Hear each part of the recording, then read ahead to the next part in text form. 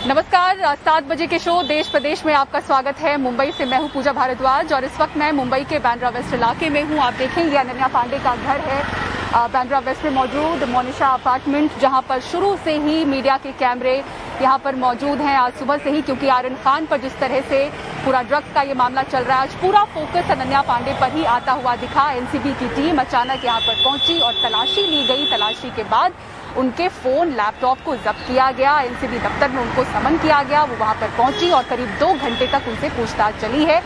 कल भी पूछताछ आगे बढ़ेगी और 11 बजे उन्हें बुलाया गया है। अपने पिता चंकी पांडे के साथ वो वहां पर पहुंची थी। इसी बीच जो एनसीबी की टीम है वो शाहरुख खान के बंगले मन्नत पर भी पहुंची। हालांकि टीम की ओर से कहा गया कि वो किसी तलाशी के लिए वहां पर नहीं पहुंची है, किसी कागजी औपचारिकता को लेकर टीम को वहां पर जाना पड़ा। इसी बीच आपको एक और जानकारी दे दें, क्योंकि आज बहुत ज्यादा तेजी देखी गई एनसीबी के इस पूरे जांच में, पड़ताल में और इस पूरे मामले में।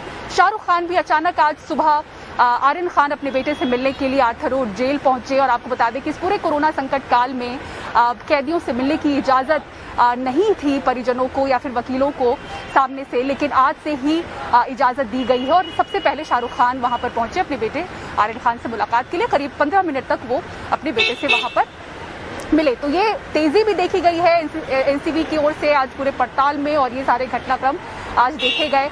जांच जो हुई है और जो पूछताछ हुई है अनन्या पांडे से, इस पूरे मामले की जो नींव है वो व्हाट्सएप चैट है, जिस चैट के बारे में कल भी कहा जा रहा था, जो अदालत के सामने एनसीबी की ओर से सबमिट किया गया कि एक नई एक्ट्रेस का उस पे नाम है। नाम का खुलासा नहीं हुआ था, लेकिन बताया जा रहा है कि एनसीबी सूत्रों के हवाले से कि रात में ही टीम यहां पर पहुंच गई थी। 4 अलग अलग लोकेशंस पे सर्च किया गया, उनमें कुछ और भी अलग अलग नाम हैं। उनमें से एक अनन्या पांडे का घर रहा। यहाँ की सुरक्षा जो गार्ड हैं, कर्मी हैं, उनसे मेरी बात हुई। जो सुबह की टीम 8 बजे यहाँ पर आती है, उनका कहना था कि रात से ही टीम यहाँ पर थी एनसीबी की, यानी कि रात से ही यहाँ पर पड़ताल, जांच, तलाशी ली गई है। और उसके बाद आज करीब 12 बजे के करीब टीम यहाँ से निकली है। तो लंबी तलाशी यहाँ पर ली गई, जिसके बाद उनके इलेक्ट्रॉनिक डिवाइसेस को जब्त किया गया। लेकिन आज जो 2 घंटे पूछताछ हुई है अनन्या पांडे के साथ और कल भी बुलाया गया है, उसके बारे में ज्यादा जानकारी के लिए रुख करते हैं। सुनील सिंह मेरे सहयोगी एनसीबी दफ्तर के पास मौजूद हैं। सुनील, आज क्या क्या हुआ पूछताछ में? जानकारी अगर कुछ छनकर आपके सामने आई हो, कल फिर बुलाया गया है?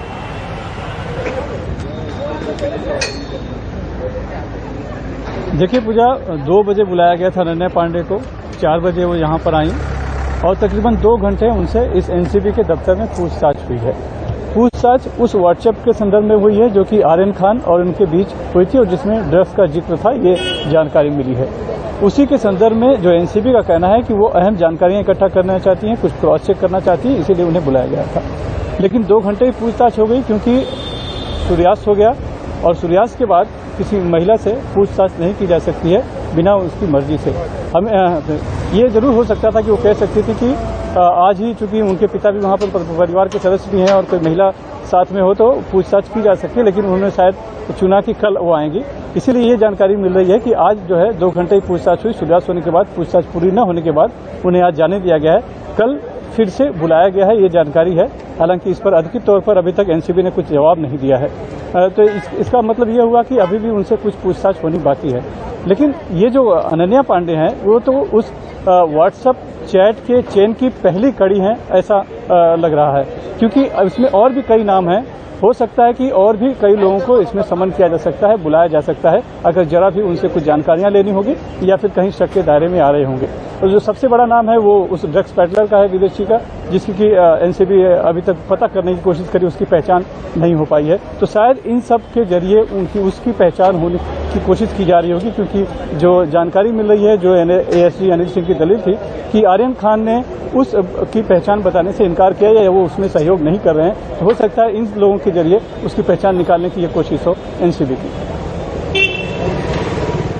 जी, और ये जो पड़ताल की स्पीड अभी दिख रही है सुनील जी, उस पे एक तबका आप भी देख रहे हैं कि लगातार सवाल भी उठा रहा है और ये आरोप ये कह रहा है कि ये जो जांच है वो कम है, सुर्खियां ज्यादा बटोरने की कोशिश हो रही है एनसीबी द्वारा। जो नींव है इस पूरे आरोप की वो व्हाट्सएप चैट है। क्या उसके अलावा कुछ और इकट्ठा कर पाई है एनसीबी अपने आरोपों को पुख्ता करने के लिए?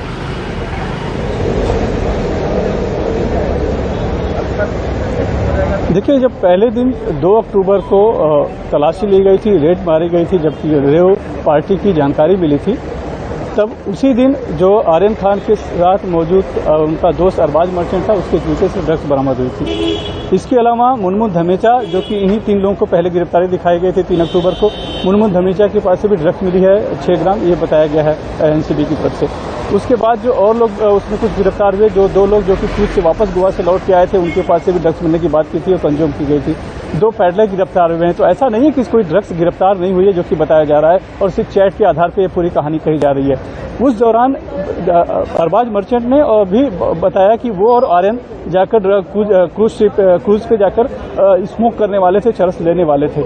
इसके अलावा जो चैट्स में इस तरह की बातें हैं कि ड्रग्स लेन देन या ड्रग्स के बारे में जो बातें हैं, उस आधार पे ये मामला पूरा बना हुआ है, न कि सिर्फ आम आदमी या हम दोस्त मिलकर कुछ ऐसे बात मजाक में कुछ चैट कर रहे हैं और उसी पे हो रहा है। तो ये बात जरूर है कि खाली चैट को आधार बनाकर जा सकता, ये सवाल उठता जरूर है कि क्या सिर्फ चैट को आधार बनाकर इतनी लंबी जांच की जा सकती है या नहीं।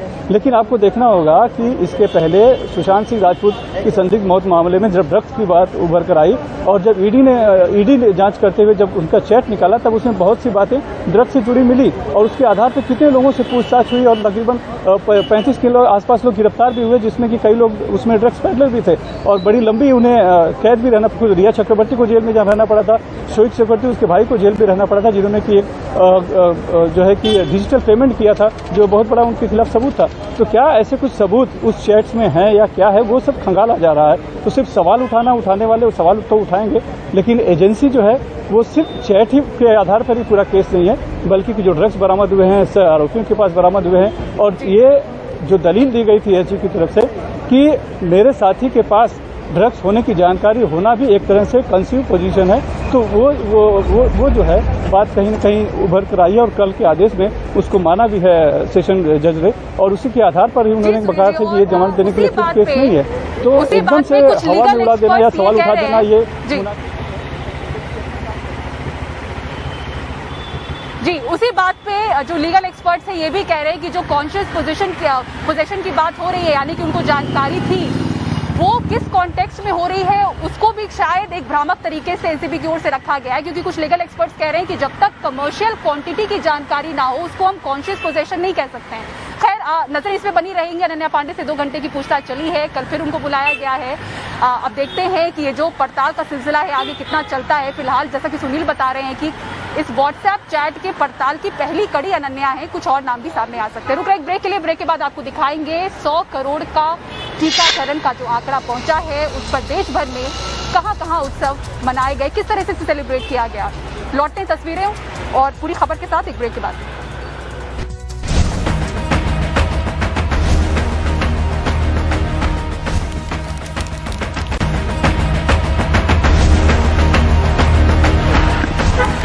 और अब देखिए ये तस्वीरें इस वक्त बांद्रा वेस्ट में अनन्या पांडे अपने बिल्डिंग में जाती हुई आपको दिख रही हैं। गाड़ी बस अभी अंदर पहुंची है। तो 2 घंटे की पूछताछ के बाद अनन्या पांडे अभी 7:18 पर अभी अपनी बिल्डिंग में आपको जाती हुई दिख रही हैं, अपने घर पहुंच चुकी हैं।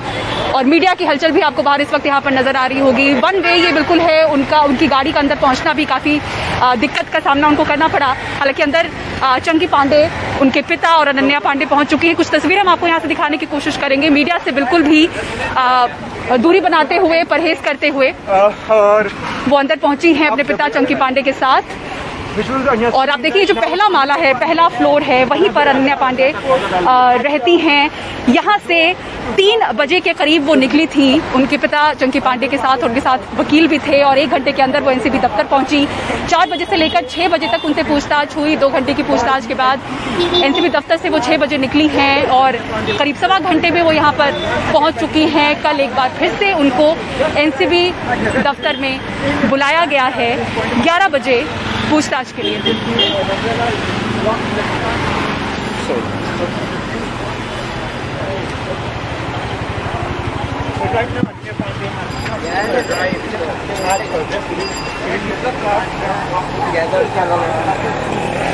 तो ये लाइव तस्वीरें हमने आप तक पहुंचाई हैं। अनन्या पांडे अपने घर पर पहुंच चुकी हैं। अब दूसरी अहम खबर की आज की बात करते हैं। भारत के लिए आज का दिन ऐतिहासिक रहा, क्योंकि कोविड वैक्सीन की 100 करोड़ डोजेस भारत ने पूरी कर ली हैं। और इस ऐतिहासिक दिन को देश भर में अलग अलग उत्सव के तौर पे मनाया गया और ऐतिहासिक इमारतों की लाइटिंग की गई।